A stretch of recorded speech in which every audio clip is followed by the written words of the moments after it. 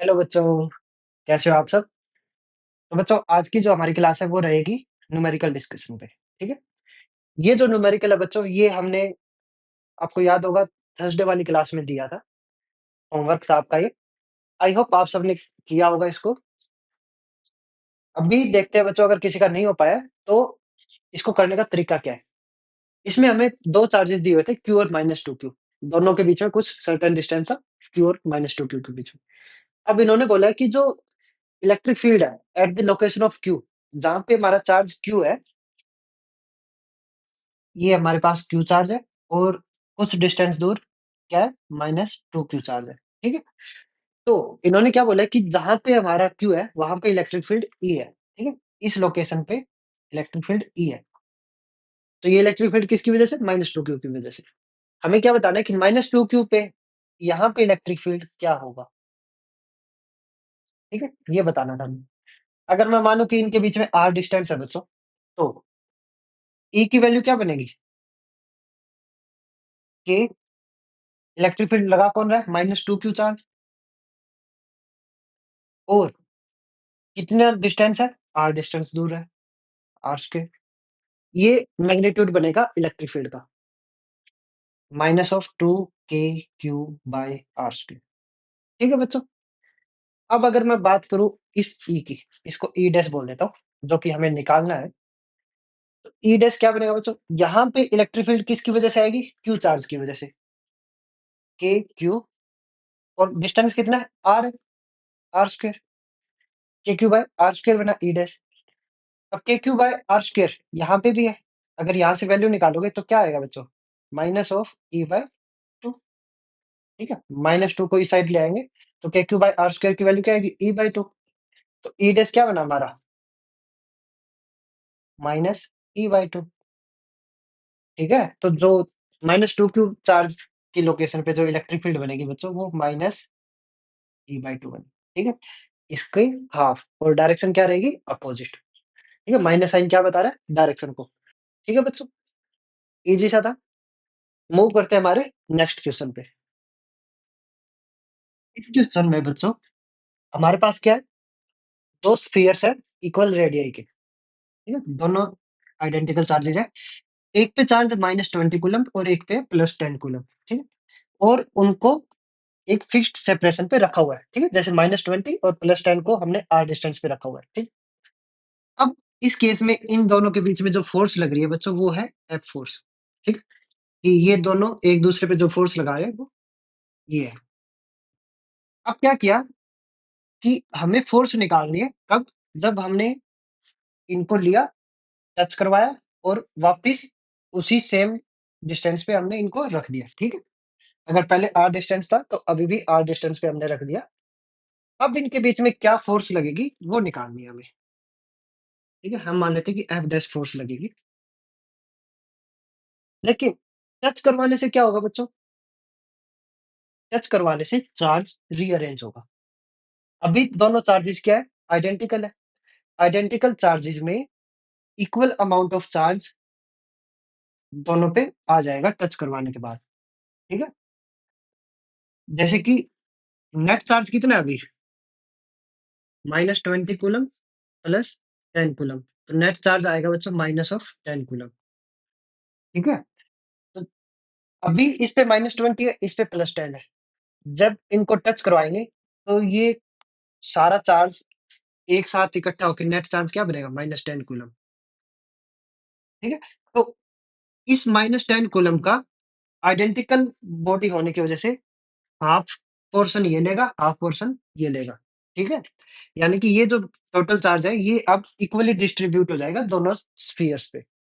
अगर आइडेंटिकल ना होता, अगर रेडियाई सेम ना होती, तो वॉल्यूम के हिसाब से चार्ज डिस्ट्रीब्यूट होता। जिसकी वॉल्यूम ज़्यादा, उस पे चार्ज ज़्यादा, ठीक है? लेकिन अभी हमारे पास क्या है? इक्वल रेडियाई है, यानी कि आइडेंटिकल स्फीयर्स है, तो उस केस में दोनों पे इक्वली चार्ज डिस्ट्रीब्यूट हो जाएगा। तो इसका हाफ करोगे तो क्या होगा? -5 कूलम्ब इसके पास आ जाएगा और -5 कूलम्ब इसके पास आ जाएगा, ठीक है? अब इनके बीच में लगने वाली फ़ोर्स हम निकाल सकते हैं। F डैश क्या बनेगी बच्चों? K Q -5 और गैप कितना है? r का, तो r स्क्वायर। तो ये बनी बच्चों 25 k बाय r स्क्वायर। और f क्या थी? क्योंकि हमें k और r स्क्वायर को हटाना है, तो वो हम कैसे हटाएँगे? यहाँ से हटाएँगे। f क्या बनी थी बच्चों हमारी? k -20 कूलम प्लस का 10 कूलम और डिवाइडेड बाय r स्क्वायर। तो ये क्या आया था? -200 k बाय r स्क्वायर, ठीक है? अगर k बाय r स्क्वायर निकालोगे तो क्या आएगा? माइनस ऑफ f बाय 200, ठीक है? ये k बाय r स्क्वायर बच्चों हम यहाँ पे पुट कर देंगे। तो f डैश क्या बन जाएगा हमारा? 25 और माइनस साइन बच्चों बाहर लिख देते हैं। तो ये 8 टाइम्स होता है, यानी कि माइनस ऑफ f बाय 8। तो f डैश जो आया बच्चों, ये किसके बराबर आया? Minus of f by 8। Minus का मतलब कि यहाँ पे दोनों के बीच में अट्रैक्शन हो रही थी, उसका रिवर्स होगा यहाँ पे, ठीक है? जो फ़ोर्स यहाँ पे थी, उसका रिवर्स नेचर यहाँ पे होगा। अगर यहाँ पे अट्रैक्शन थी, तो यहाँ पे रिपल्शन हो रही है। अगर यहाँ पे रिपल्शन होती, तो यहाँ पे अट्रैक्शन होती, ठीक? तो माइनस साइन सिर्फ वो दिखा रहा है कि जो डायरेक्शन हमारी f की है, उसकी अपोज़िट डायरेक्शन हमारी f डैश की है, ठीक? सिंपल है, ठीक है बच्चों? मूव करते हैं हमारे नेक्स्ट क्वेश्चन पे। इस क्वेश्चन में बच्चों हमसे क्या पूछा गया है? डायमेंशनल फार्मूला पूछा गया है, किसके लिए? इलेक्ट्रिक फील्ड के लिए और डायपोल मोमेंट के लिए। इलेक्ट्रिक फील्ड क्या होती है बच्चों? अगर Q चार्ज की वजह से हम इलेक्ट्रिक फील्ड देख रहे हैं r डिस्टेंस दूर, तो इलेक्ट्रिक फील्ड बनेगी kq बाय r स्क्वायर, ठीक है? और डायपोल मोमेंट में अगर हमारे पास माइनस q और प्लस q चार्ज का पेयर है और दोनों के बीच में जो डिस्टेंस है वो है, मान लो d डिस्टेंस है, तो डायपोल मोमेंट हमारी क्या बनती है? q d, ठीक है? अब इनके लिए हमें क्या निकालना है? Dimensional formula. तो डायमेंशनल फार्मूला बच्चों चार्ज के लिए क्या बनेगा?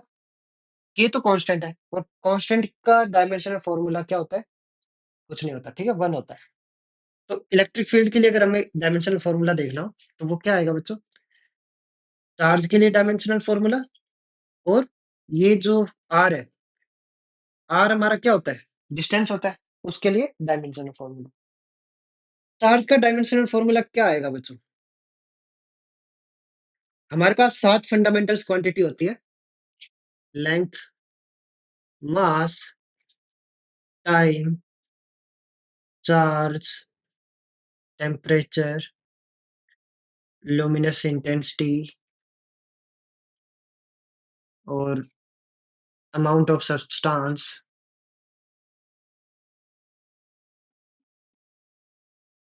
हो गई?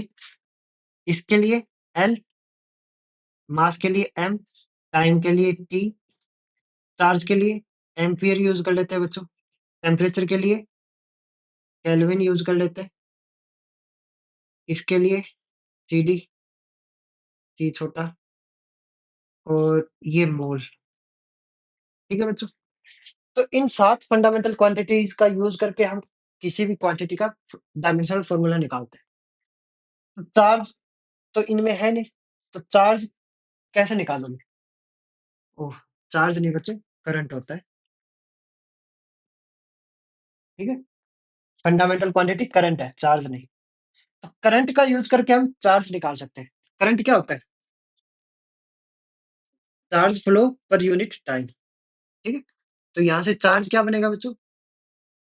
करंट इंटू टाइम, ठीक है? अब करंट भी हमारी क्या है? फंडामेंटल क्वांटिटी और टाइम भी फंडामेंटल क्वांटिटी। तो करंट का डायमेंशन फॉर्मूला क्या होता है? एम्पीयर और टाइम का टी। तो ये जो डायमेंशनल फॉर्मूला है बच्चों, ये किसके लिए बन जाएगा? हमारे चार्ज के लिए, ठीक? और आर क्या है? आर डिस्टेंस है और डिस्टेंस यानी कि लेंथ, लेंथ के लिए एल। तो इलेक्ट्रिक फील्ड का डायमेंशनल फ़ॉर्मूला क्या बनेगा बच्चों? चार्ज का डायमेंशन फ़ॉर्मूला A1 T1 और लेंथ के लिए, ठीक है? ये ऊपर जाएगी, क्या बनेगा? A1 T1 L minus 2। ये हमारा इलेक्ट्रिक फील्ड के लिए डायमेंशनल फ़ॉर्मूला बन गया, ठीक?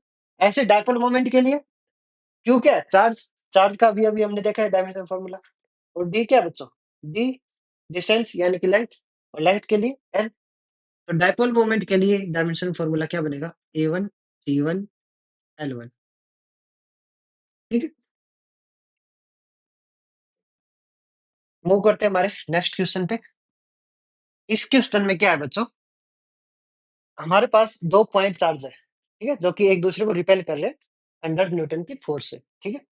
हम चार्ज मान लेते हैं प्लस Q और प्लस Q, ठीक है? तभी दोनों एक दूसरे को रिपेल करेंगे और इनके बीच में लगने वाली फोर्स है 100 न्यूटन, ठीक है? अब क्या कर रहे हैं कि हम एक चार्ज को घटा रहे हैं 10% और एक को बढ़ा रहे हैं 10%, यानी कि इसको मान लेते हैं कि हमने 10% चार्ज इंक्रीज कर दिया, इसका 10% चार्ज डिक्रीज कर दिया, ठीक? अब जब हमने इनको उसी डिस्टेंस पे रखा हुआ है, तब इस केस में इन पे कितनी फोर्स लगेगी, वो बताना है, ठीक है? तो पहले तो F निकाल लेते हैं बच्चों। F क्या होएगी?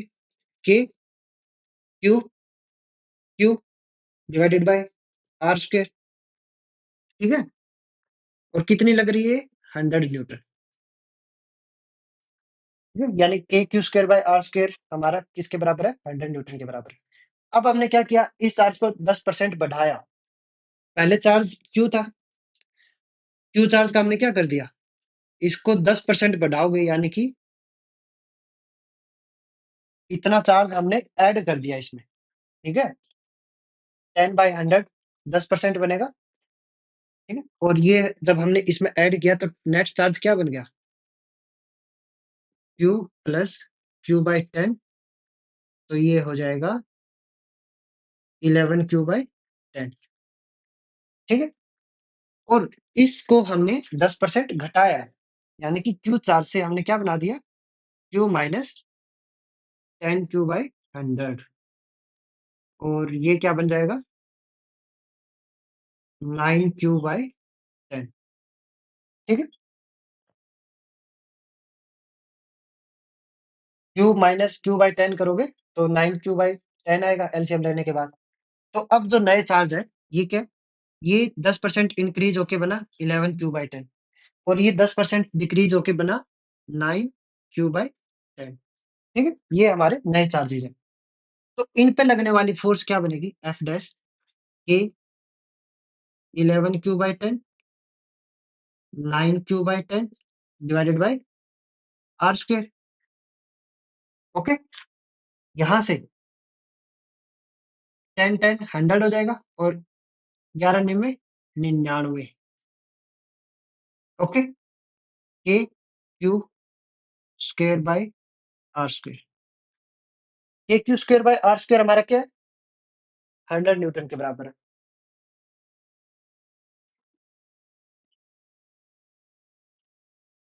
क्या आ गया बच्चों? 99 न्यूटन। तो जो नई फ़ोर्स लग रही है वो किसके बराबर है?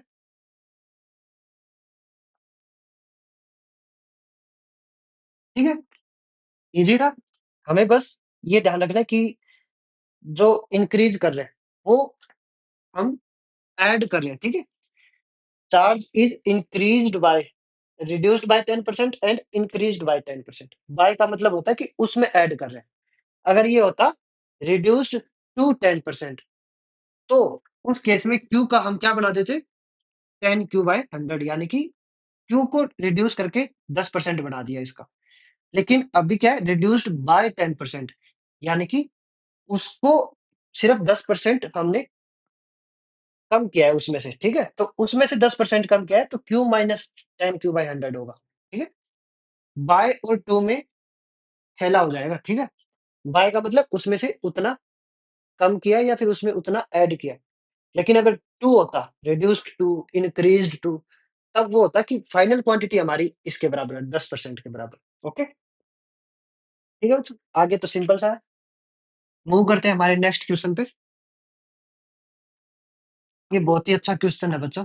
इसमें हमारे पास क्या है, हमारे पास 10 चार्जेज़ है, जो कि हमने एक मीटर स्टिक पे रखा हुआ है। मीटर स्टिक यानी कि 0 से लेके 100 सेंटीमीटर। ये मैंने मीटर स्टिक दिखाई हुई है जिसमें मार्किंग्स दी हुई है 0 10 सेंटीमीटर, 20, 30, 40 ऐसे 100 सेंटीमीटर तक जाएगी ये स्टिक। इसमें हमने ये 10 चार्जेज़ अरेंज किए हुए हैं और स्टार्टिंग कहाँ से हो रही है चार्ज की 10 सेंटीमीटर मार्क से, ठीक है? यहाँ से स्टार्टिंग हो रही है चार्ज की और 10 सेंटीमीटर के इंटरवल्स पे रखे हुए हैं, यानी कि 10 के बाद में 20 पे रखा हुआ है, फिर 30 पे रखा हुआ है, ठीक है? ऐसे। और जो चार्ज है मैग्नीट्यूड, वो क्या है Q, 4Q, 9Q ऐसे परफेक्ट स्क्वेयर्स में चल रहा है चार्ज। हमें फील्ड इंटेंसिटी बतानी है कहाँ पे? ओरिजिन पे, यानी कि 0 मार्किंग पे। यहाँ पे नेट इलेक्ट्रिक फील्ड निकालना है। तो अभी रेगुलर इंटरवल है, मैं मान लेता हूँ कि ये डिस्टेंस r के बराबर है, ठीक है? तो ये r चलता रहेगा डिस्टेंस हमारा। तो क्या हो रहा है यहाँ पे? फर्स्ट चार्ज की वज़ह से यहाँ पे इलेक्ट्रिक फील्ड जो बनेगी बच्चों, E1 बोल देता हूँ मैं। E1 क्या होगा हमारा? K Q Q चार्ज की वज़ह से इलेक्ट्रिक फील्ड बन रही है यहाँ पे, divided by R, distance R है, तो R स्क्वायर, ठीक है? R की वैल्यू बाद में पुट कर देंगे। ऐसे ही बात की जाए सेकंड चार्ज की वज़ह से E2, E2 क्या बनेगा हमारा? K चार्ज कितना है हमारा? 4Q और डिस्टेंस कितना है? सेकंड चार्ज से यहाँ तक का डिस्टेंस क्या हो जाएगा? 2R के बराबर, तो 2R का स्क्वायर, ये क्या बनेगा? 2 का स्क्वायर क्या होता है बच्चों? 4 और 4 से 4 कैंसल हो जाएगा, तो क्या बचा? KQ बाय R स्क्वायर, ठीक है? ऐसे ही जब मैं थर्ड चार्ज की वज़ह से इलेक्ट्रिक फील्ड देखूँगा, तो वो क्या बनेगा? K थर्ड चार्ज कितना हमारा? 9Q,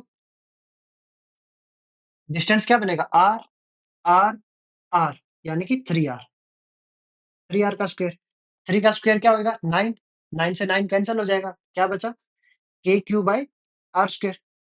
तो आप देख रहे होंगे कि सब में क्या आ रहा है हमारा? KQ by R square. ऐसे ही इसके लिए भी KQ बाय R स्क्वायर आएगा, इसके लिए भी KQ बाय R स्क्वायर आएगा, ठीक है? तो नेट इलेक्ट्रिक फील्ड क्या बनेगी बच्चों? E1 प्लस E2 प्लस ऐसे टोटल चार्ज कितने हमारे 10, तो 10 के 10 की वजह से जो इलेक्ट्रिक फील्ड बनेगी उनको ऐड कर देंगे तो नेट इलेक्ट्रिक फील्ड आएगी। और सारी इलेक्ट्रिक फील्ड का जो मैग्नीट्यूड है वो किसके बराबर आ रहा है? KQ बाय R स्क्वायर के बराबर, ठीक है? यानी कि इसको मैं क्या लिख सकता हूँ? 10 times of KQ by R square, ठीक है? KQ बाय R स्क्वायर को 10 बार ऐड करेंगे यानी कि 10 से मल्टीप्लाई कर दो इसको। ये हमारी बनी नेट इलेक्ट्रिक फील्ड, ओके? अब R हमारा किसके बराबर है? R हमारा बराबर है 10 सेंटीमीटर के और सेंटीमीटर को हम मीटर में कन्वर्ट करेंगे क्योंकि ऐसा यूनिट में काम करते हैं हमेशा। तो ये बन जाएगा 10/100, ओके? यानी कि 1/10। तो ये बना 10 KQ बाय 1/10 का स्क्वायर, ठीक है? ऊपर जाएगा तो 10 इंटू में 100 KQ, ठीक है? 1/10 का स्क्वायर यानी कि 1/100, 100 ऊपर चला जाएगा। तो ये बना 1000 KQ। और भी सोल्व करना हो तो K की वैल्यू पुट कर दो। K की वैल्यू क्या होती है? 9 into 10 raise to the power 9 cube. तो ये इसमें ऐड हो जाएगी बच्चों, क्या बनेगा? 9 into 10 raise to the power 12 cube. ये बनी हमारी नेट इलेक्ट्रिक फील्ड, कहाँ पे? 0 मार्किंग पे। ठीक है बच्चों, सिंपल है। R क्यों लिया था? क्योंकि अगर हम स्टार्टिंग में ये लेके चलते तो थोड़ा-सा मतलब ये जो पैटर्न है ये हमें समझने में थोड़ी-सी दिक्कत होती, ठीक है? R लेने से क्या हो गया? सब में हमें पता चल गया कि फाइनल जो इलेक्ट्रिक फील्ड बन रही है वो क्या बन रही है? KQ बाय R स्क्वायर, ठीक है? तो न नेट इलेक्ट्रिक फील्ड क्या होगी? 10 से मल्टीप्लाई कर देंगे उसको क्योंकि 10 चार्जेज़ है, ओके? और बाद में R की वैल्यू पुट कर देंगे। R हमारा किसके बराबर है? 10 सेंटीमीटर के बराबर है। पुट कर दिया, सोल्व कर दिया, ठीक है? सिंपल है। मूव करते हैं हमारे नेक्स्ट और लास्ट क्वेश्चन पे। तो बच्चों इस वाले क्वेश्चन में हमारे पास एक डाइपोल है, ठीक है? जो कि 45 डिग्री एंगल बना रहा है एक्स एक्सिस के साथ। हमें क्या करना है, हमें ये जो P पॉइंट दिया हुआ है वाई एक्सिस पे, यहाँ पे इस डाइपोल की वजह से लगने वाले इलेक्ट्रिक फील्ड निकालना है, ठीक है? तो जो हमने लास्ट क्लास में डाइपोल टॉपिक को कवर किया था, उसमें हमने क्या देखा था कि जब भी हमारे पास ऐसे कोई जनरल पॉइंट हो, जनरल पॉइंट का मतलब कि जो डाइपोल के साथ में एक्सियल लाइन और इक्वेटोरियल लाइन पे प्रेजेंट ना हो, तो उस केस में हम क्या करते हैं, डाइपोल्स के कंपोनेंट बना लेते हैं। डाइपोल के अगर कंपोनेंट बनाएँगे बच्चों, तो यहाँ पे हमारे पास क्या आएगा, P cos 45 डिग्री, ठीक है? एक कंपोनेंट तो ये बनेगा जो एंगल के साथ वाली साइड पे आएगा P cos 45 डिग्री, और एक कंपोनेंट हमारा ये बनेगा, ठीक है? इसके साथ 90 डिग्री एंगल बनाता हुआ P sin 45 डिग्री, ठीक है? अब 2 कंपोनेंट आ गए हमारे पास। इस वाले कंपोनेंट के लिए, ठीक है? इस वाले कंपोनेंट के लिए मेरा ये पॉइंट क्या रहेगा बच्चों? इक्वेटोरियल पॉइंट, और इस वाले कंपोनेंट के लिए मेरा ये पॉइंट क्या रहेगा? एक्सियल पॉइंट, ठीक है? सॉल्व करते हैं फिर। ये जो cos कंपोनेंट है बच्चों, इसकी वजह से लगने वाले इलेक्ट्रिक फील्ड को मैं बोल देता हूँ E1। E1 क्या बनेगी हमारी? K P cos 45 degree divided by ये डिस्टेंस कितना है? Y, ठीक है? 0, y का मतलब क्या है? X की वैल्यू 0, Y की वैल्यू Y। तो ये डिस्टेंस जो है हमारा Y के बराबर है, Y क्यूब, ठीक है? ये मेरी electric field I at any equatorial point, ठीक है? इस कंपोनेंट के लिए P cos 45 कंपोनेंट के लिए मेरे ये जो पॉइंट है ये इक्वेटोरियल पॉइंट है, और इक्वेटोरियल पॉइंट के केस में इलेक्ट्रिक फील्ड बनती है K P vector by R cube, और एक्सियल पॉइंट के केस में इलेक्ट्रिक फील्ड बनती है 2K P vector by R cube. और यहाँ पे बच्चों नेगेटिव साइन भी आता है इक्वेटोरियल के केस में, जो क्या बताता है, जिस डायरेक्शन में मेरा डाइपोल होता है, डाइपोल मोमेंट होती है, उसके अपोजिट डायरेक्शन में मेरी इलेक्ट्रिक फील्ड बनती है। तो इस डायरेक्शन में मेरा अगर डाइपोल मोमेंट है, तो मेरी इलेक्ट्रिक फील्ड जो बनेगी वो इस डायरेक्शन में बनेगी, E1, ठीक है?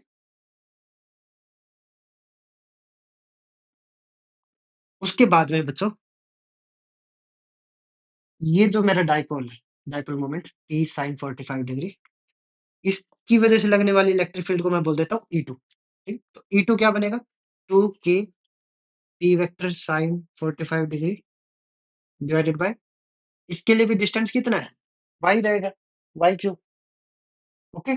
और इसमें P वेक्टर और E वेक्टर दोनों सेम साइन के हैं, ठीक है? यानी कि जिस डायरेक्शन में मेरा डाइपोल मोमेंट होगा, उसी डायरेक्शन में मेरी नेट इलेक्ट्रिक फील्ड रहेगी।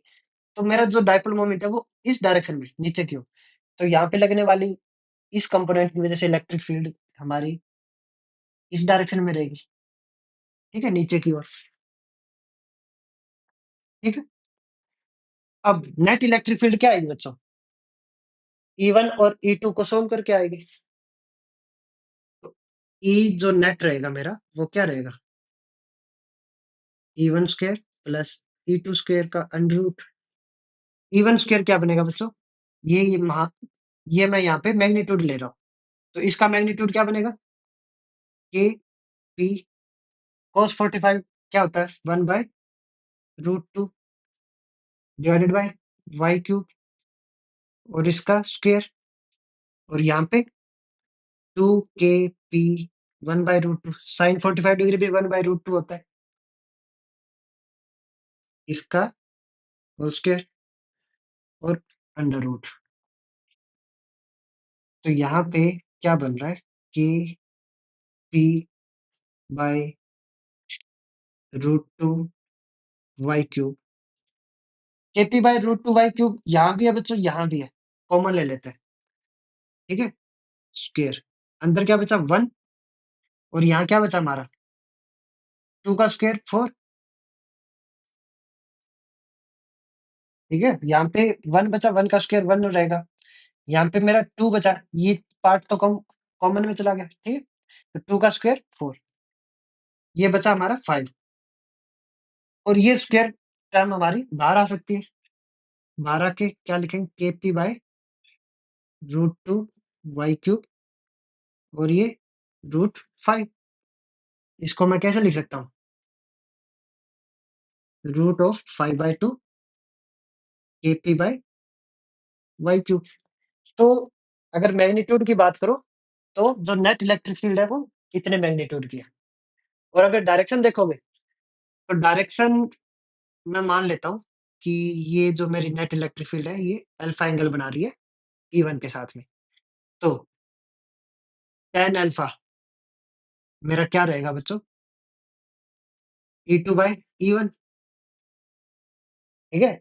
E2 पैरेलली शिफ्ट कर सकते हैं, तो E2 bye E1 perpendicular by base मेरा क्या होता है? tan alpha. तो यहाँ से E2 क्या है? 2 KP sin 45 divided by y cube और E1 क्या है? KP cos 45 degree by y cube.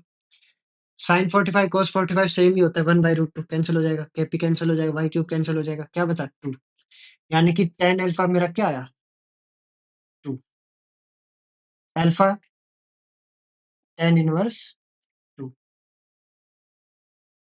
तो ये मेरा डायरेक्शन बता रहा है और ये चीज़ मेरी मैग्नीट्यूड बता रही है इलेक्ट्रिक फील्ड के लिए। ठीक है बच्चों? तो ये रहा मेरा नेट इलेक्ट्रिक फील्ड जिसका मैग्नीट्यूड मेरा √5/2 KP बाय y क्यूब और जो डायरेक्शन है, जो अल्फा एंगल है, वो tan इनवर्स ऑफ 2। ओके बच्चों? अगर इसमें कुछ भी कन्फ्यूज़न है, तो एक बार वीडियो को रिपीट करके देखो, फिर भी समझ में नहीं आता है, तो आप हमसे टेलीग्राम चैनल पे कॉन्टैक्ट कर सकते हो। हम वहाँ पे आपकी पूरी हेल्प करेंगे, ठीक है? आगे आने वाली क्लासेज़ में डायपोल से रिलेटेड और भी न्यूमेरिकल्स होंगे, तो जितना ज़्यादा हम प्रैक्टिस करते जाएँगे, हमारी टॉपिक के लिए उतनी ही ज़्यादा क्लैरिटी आती जाएगी। ओके? तो जुड़े रहिए हमारे साथ, मिलते हैं फिर अगली क्लास में। जय श्री राम।